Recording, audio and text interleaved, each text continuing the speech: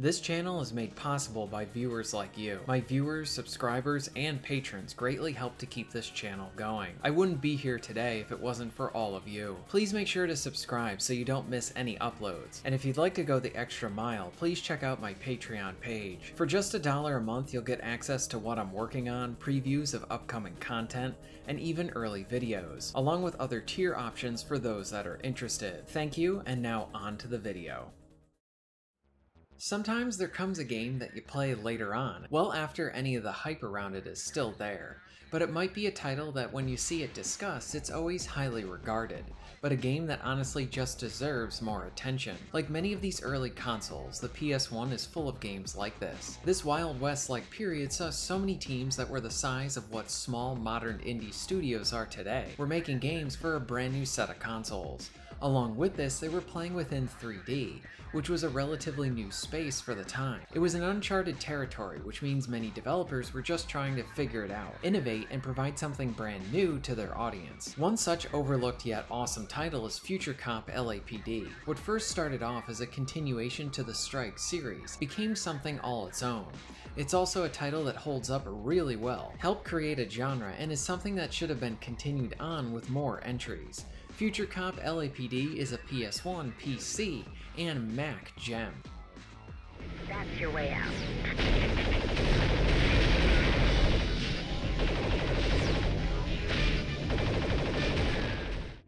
Normally the Strike series would have you attacking from the air, blowing up everything you see.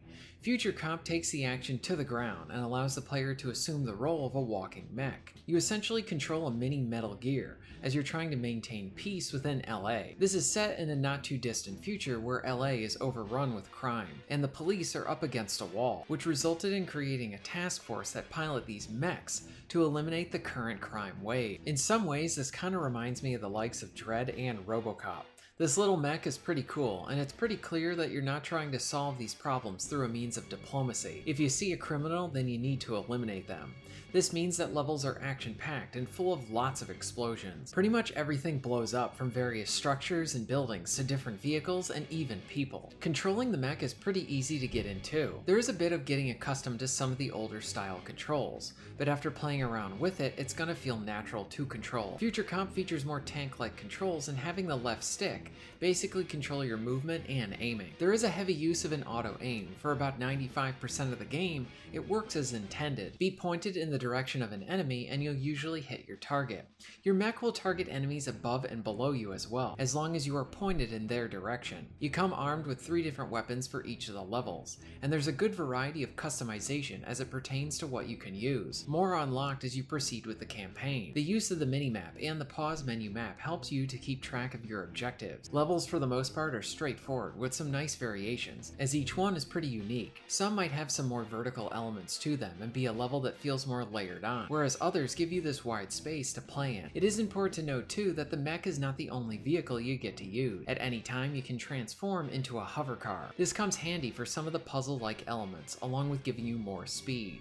You'll find most levels will require you to use each of the 2 vehicle stances to complete them. At the same time, there is some player choice in favoring one over the other. There's some nice touches as well that enhance the action, like how the game will have these moments where the camera will zoom in on a bunch of henchmen and you need to complete some crowd control. It works twofold to give the camera some dynamic movement, along with allowing for some intimate action. I also like how you can just run over henchmen as well. Something else I like is how the game has a nice mix of old school figuring it out, with its levels, along with providing enough guidance to keep you on point for your mission. You have a comms person feeding you new information and direction through the use of your maps. But the game doesn't just handhold you to complete the levels and objectives. Sometimes you might need to figure out where you might need the hover car because of its speed. Maybe you need to utilize the jumping ability of your mech as well. Outside of some of the wandering around and maybe a few head-scratching parts in later levels, Future Cop provides a nice balance here. This game is pretty tough too, even on easy, the back half of the game being the hardest. And there are no mid-mission checkpoints. Thankfully the missions are more on the shorter side of things, but 1 or 2 checkpoints would have been appreciated. The campaign is very fun, varied, and even can be played in co-op. It is fun in both single and co-op play, and while in co-op you really need to work together since you share health. Team coordination is key, but this isn't the only mode provided to you, and on top of this, Future Cop has a pretty good amount of humor peppered throughout, and it is even found within its tutorials. This is Precinct Assault. You begin inside your base. You know where the action button is, right? You'll need it. Each base has a hover tank generator. Action button. Hover tanks will seek out the enemy base. When one of your hover tanks enters the enemy base, you win. Sound simple? I don't think so! You can generate jet choppers to protect your base from the air. These base turrets are your last line of defense. Any neutral turrets are up for grabs. Use the action button to claim. Precinct Assault is the deathmatch-like mode that is cited as being the first MOBA of its kind. Essentially, it pits you against another player, or AI. It takes the action found in the campaign and really adds on this RTS-like element to it, where you earn a form of currency that is used to build allied units that follow a path to the enemy's base. You then use that currency to also capture outposts, and then can capture neutral turrets and turn them onto your side. There's a lot of micromanaging as you need to keep feeding your army to always have units to attack the enemy, while also working to destroy the other team's units so you don't get overrun. This mode has a wealth of replay value with various maps, and how your AI opponent will get stronger as you keep going. Added on are all the secrets and extras to find and unlock. For example, there are a few secret weapons that are a lot of fun to play around with, but these are things you'll probably need to look up because if you can find them through normal gameplay, then you are really smart at finding this type of stuff. Now there are two versions of the game as well, with the PC and PS1 versions. I spent most of my time on the PS1, but the PC can be a bit tricky to get working, but it does feel like the upgraded version of the PS1, which kind of makes sense because of the hardware being more powerful. It even features its own set of extra content too. If the game was remastered, I think most would want to use the PC version as the base. As far as flaws go, I have a few. There are a few instances of required platforming, and the game just really isn't built for this type of stuff. Small bits of jumping for sure, but needing to make use of some precise jumps is not fun at all.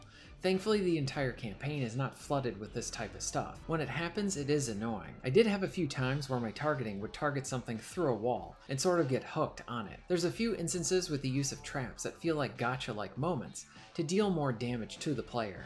And some of the final levels could use some more balancing, because some of the enemies dish out way too much damage. There's some frustration with some little things here and there, but as a whole, this game is so much fun.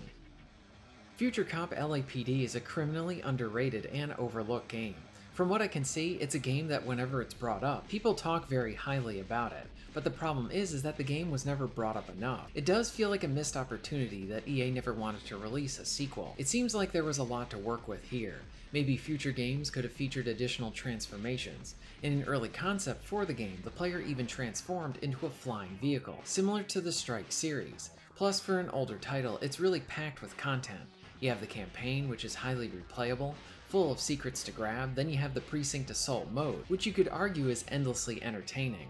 And then you can play against the AI, or you can go back and play with a friend. Future Cop LAPD is very fun, holds up well, and is an easy recommendation for anyone to check out. Have you played Future Cop? If so, let me know your thoughts on it in the comments down below. If you're interested in being notified of new videos, please hit the subscribe button and bell. And if you would like to support the channel and get early access to content, please check out my Patreon. All of the links will be at the end of this video and within the description. And thank you very much for watching.